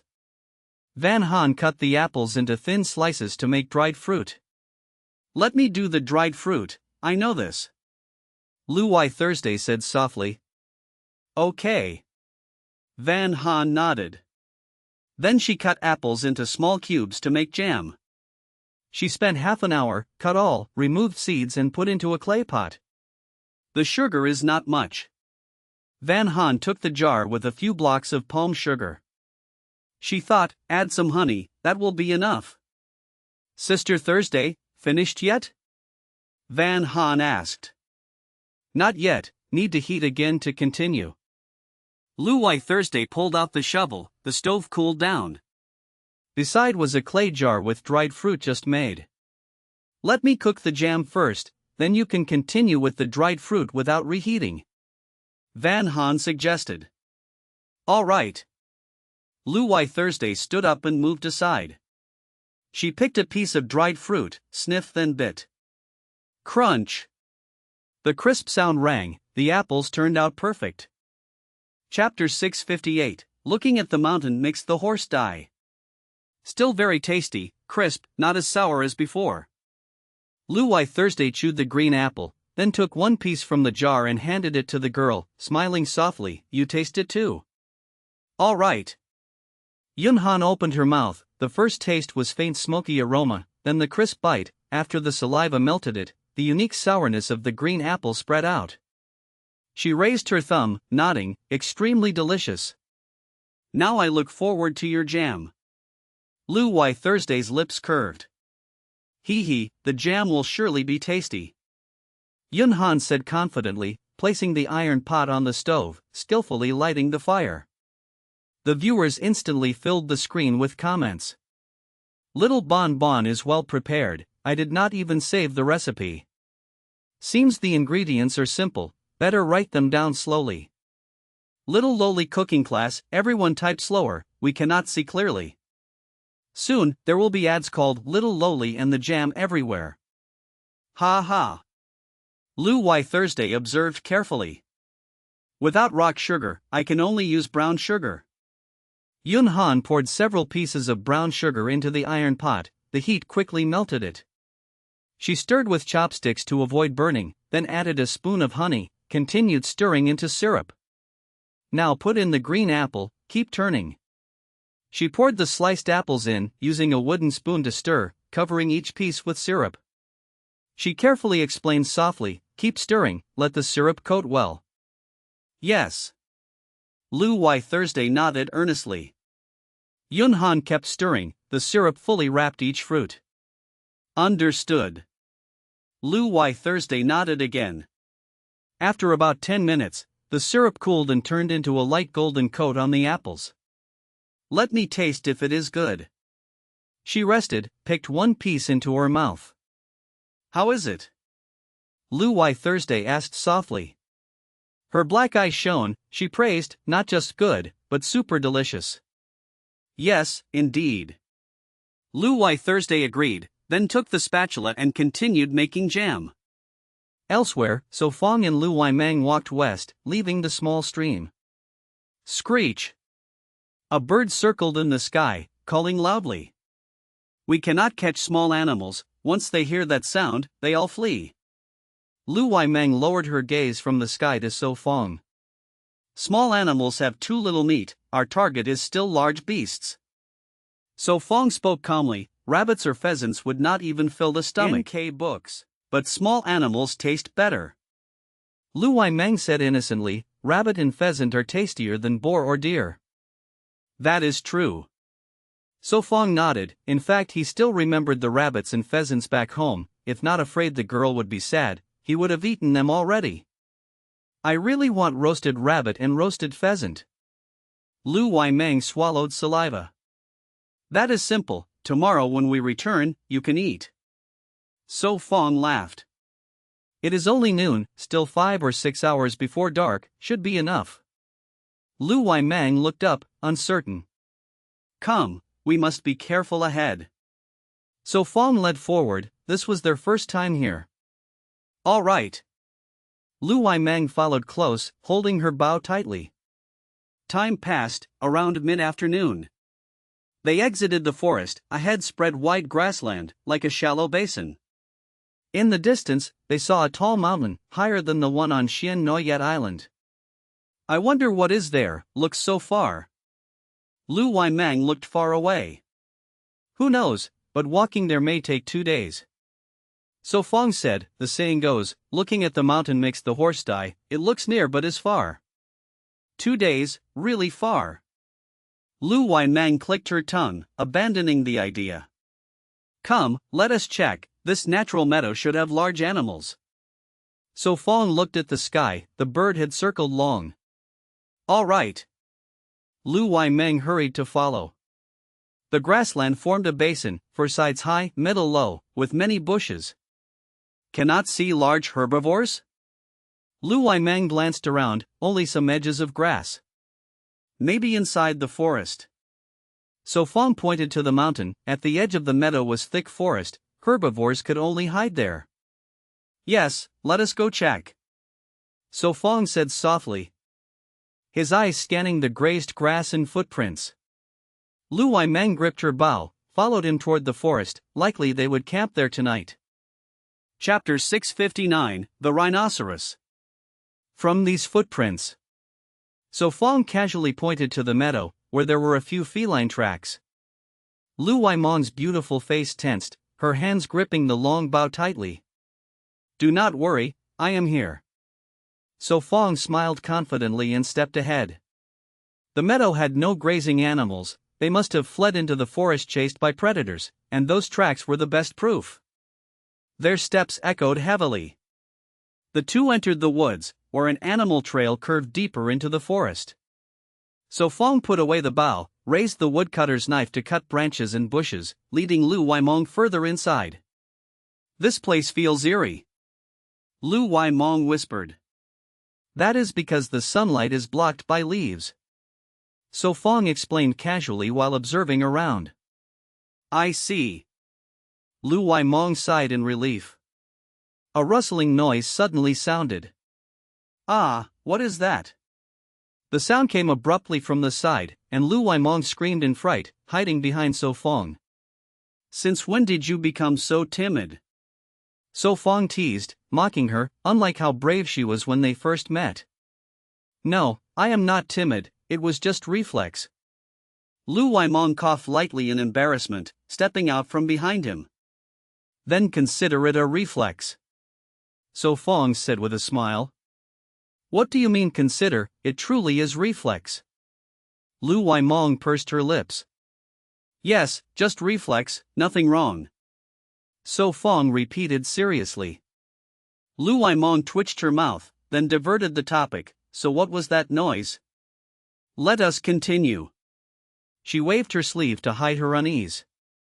Did you find anything? Lu Weimeng asked calmly. Dung. So Fong murmured. Dung? Lu Weimeng was stunned, then asked quickly, what about it? A very big pile. So Fong replied while suppressing a laugh. Lu Weimeng's mouth twitched, she snapped, so you stopped, looking so serious, just because of dung? Cough cough. So Fong waved his hand, just joking, but this dung and urine are indeed huge, reminding me of a herbivore. Which one? Lu Weimeng glared at him, still curious. A rhinoceros. So Fong took a deep breath, looking up, but the canopy blocked the light. He smiled bitterly, an animal with a big horn. Many animals had horns, most of them herbivores like goats, buffalo, or antelope. Horns were hardened skin growth. Indeed, he also found many large footprints near the dung and urine, belonging to a rhinoceros. Rhinoceros? There is one here? Lu Weimeng exclaimed softly. Yes, though it could also be other herbivores. So Fong replied calmly. So what now, do we go deeper? Lu Weimeng asked. We already came, we cannot return empty-handed, of course we go deeper. Well, that makes sense. Lu Weimeng rubbed her thigh, her legs aching from half a day of walking. Endure a bit more, if we find nothing ahead, we will rest and return tomorrow. So Fong said gently. All right, I will listen to you. Lu Weimeng replied sweetly. Do you need me to carry you? So Fong asked softly after hesitation. No need. Lu Weimeng quickly refused, knowing being carried would hinder his actions if danger arose. All right, but if you cannot hold on, just say so, health matters. He reminded. They continued deeper, the rhino's trail was wide, saving them trouble. After more than half an hour, So Fong stopped again. Before them were the tracks of a huge rhinoceros. So huge. Lu Weimeng covered her mouth whispering. A rhinoceros was lying with eyes closed as if resting, its body over 3 meters long and nearly 2 meters tall. Rhinos were the second largest land animals, short-legged, fat-bodied, thick-skinned with small eyes, horn on the nose. So Fong, should we deal with it? Lu Waimong raised her hand making a cutting gesture. Forget it, rhinos are NK endangered, books. killing one reduces one. So Fong smiled bitterly, it was not impossible, just unnecessary. Before the contest started, rules clearly allowed hunting all animals except humans. That is true, and the rhino looks ugly, thick-skinned, fatty, its meat must be unappetizing. Lu Waimong agreed. Water. Source? Is there here? Lu Waimong asked quickly. Of course, rhinos never live far from water. So Fong explained with a smile, water must be nearby though not easy to find. All learned from Animal World. So Fong chuckled. Perhaps I watched a fake Animal World. Lu Waimong doubted. Maybe. So Fong smiled silently, glancing at the sky through leaves, less than an hour before dark. A creaking sound echoed faintly from afar. Chapter 660, Foolish Eagle Hunting Prey. So Fong cleared his throat, then cleverly mimicked the call. Kek kek. From above came a reply, wings flapping as it descended. Ah ah ah. Cough cough, what is it? So Fong coughed, feeling awkward being caught. So Fong, I said you know bird language, yet you denied. Lu Waimong scolded with sharp eyes. Well, it is only mimicry skill, not bird speech. So Fong muttered, tapping her head. Mimicry skill? You really know it? Lu Waimong was stunned, eyes wide. Just a little, self-learned. So Fong lied calmly. Russell. Go find if there is water nearby. He sent intent to communicate. Kek kek. The bird nodded like human and flew high again. Self-learned? That is possible? She asked suspiciously. Of course, want to learn? He asked. Will you teach me? Her eyes sparkled, staring, making his back chill. If you want, I teach, but first stage is boring. He coughed to hide unease. I want, master, disciple bows. She pretended to kneel. Cough cough, disciple, rise. He stifled a laugh, playing along. Master, can you teach me now?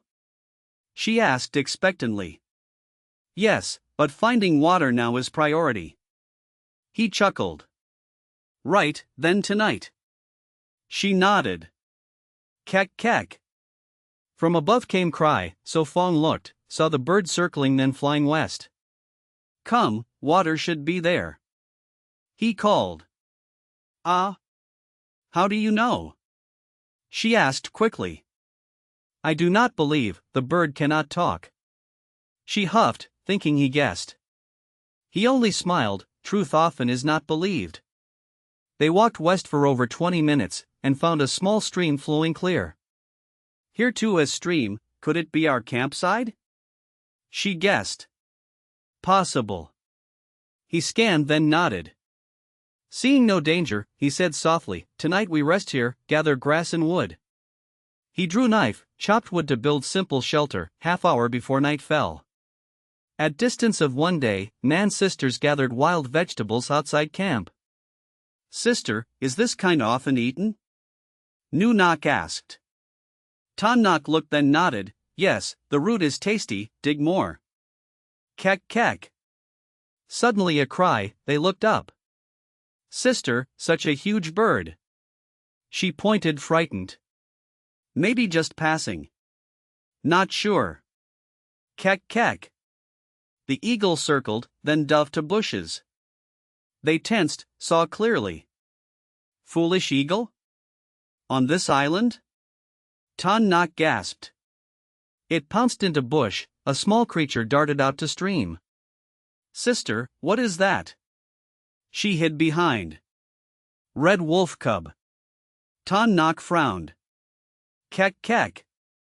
The cub ran fast, yet caught, claws pierced, lifted high and flown east. A red wolf cub means a pack nearby.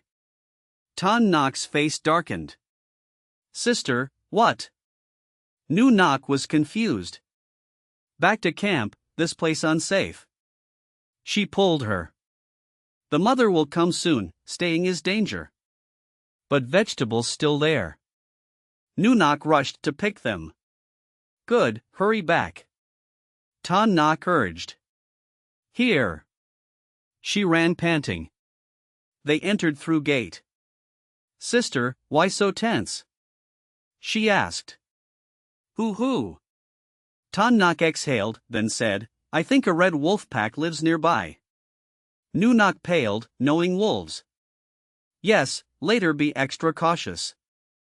She sighed. With wolves, how hunt? Nunak worried. I must think. Ta Nok felt lost. Chit chit chit. Wolf cries echoed, making them tense. Quick inside. She dragged her in, ears alert. Sister, it will be fine. Nunak whispered, trembling.